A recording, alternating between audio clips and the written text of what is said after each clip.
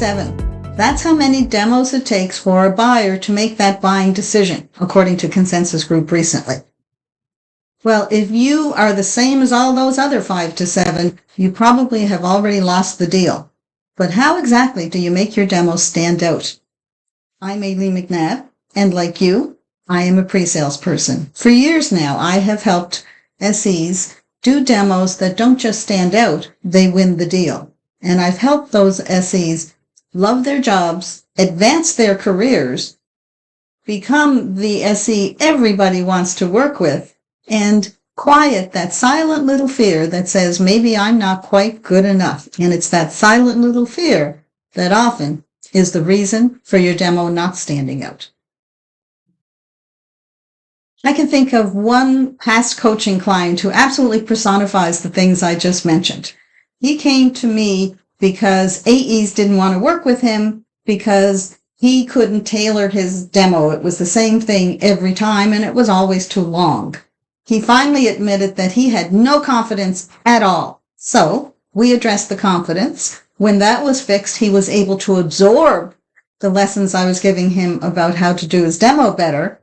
And then a few weeks, or I guess it was a few months later, I got an email from him saying, hey, guess what? I have gone from not being able to sell to being the SE of the quarter. Yay, sounds good, doesn't it? Well, it got better.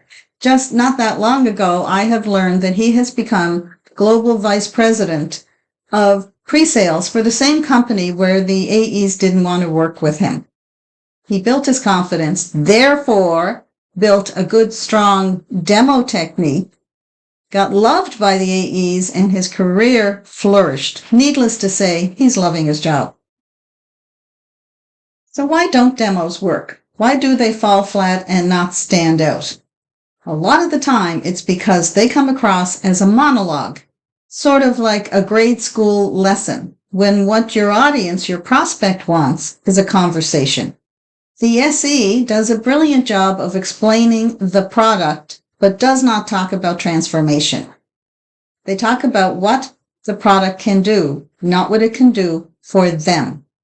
And that is the absolute key part of doing a very good demo. Now we add on to it, of course, but that's the key. This course will help you do demos that stand out because it gives you a strong framework, and that framework is built around a model called PASTER. The things that will give you include consistency. Your sales management, your pre-sales management will love that, and actually so will you.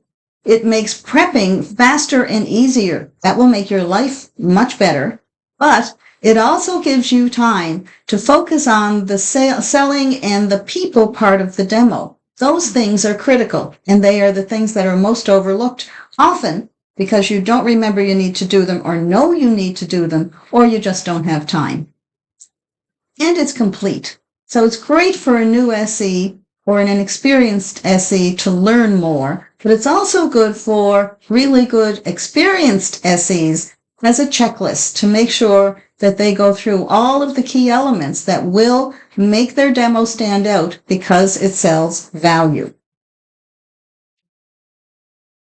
So, what is this model that's going to help you out so much in your demo and in your career? It is a framework that I base on a copywriting model, PASTER.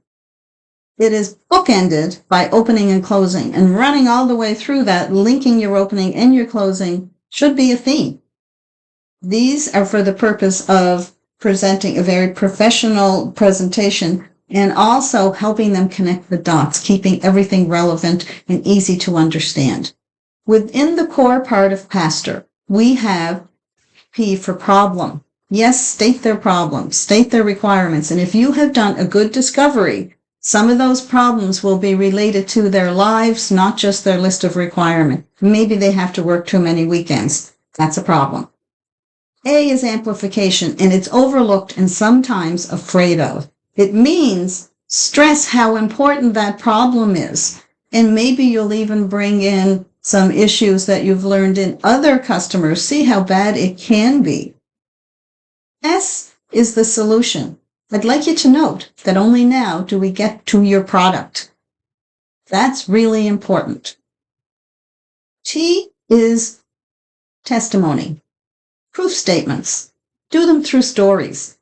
They can be through stats, but give them proof statements that they will benefit, that others have benefited. T also stands for transformation, which is another word for value. How am I going to make your life better? That should be going all the way through your demo. O is for offer. Offer is not just a summary of what you're showing them, which it should be. It also is, where does this solution fit into your entire life, your entire business requirements? Often that's where it falls apart. They can't visualize it working on a day-to-day basis. So make the offer by telling them, by the way, isn't this going to make everything better? R is a response. You may have worked this out ahead of time with your sales rep, but get them to commit to something. Did you like it? Do you see this working somewhere? Will we have another meeting? Whatever you have worked out in your strategy. All of this is driven by value. That's where that T for transformation comes in. Push it all the way through. And it is supported by people, by your people skills. Now, one of those people is you. The better you get at demoing, the more confident you will be, the more you will pay attention to them instead of to yourself, and the better the whole demo will be. Course is provided in modules, and those modules, each one addresses one or more elements in the framework we just looked at.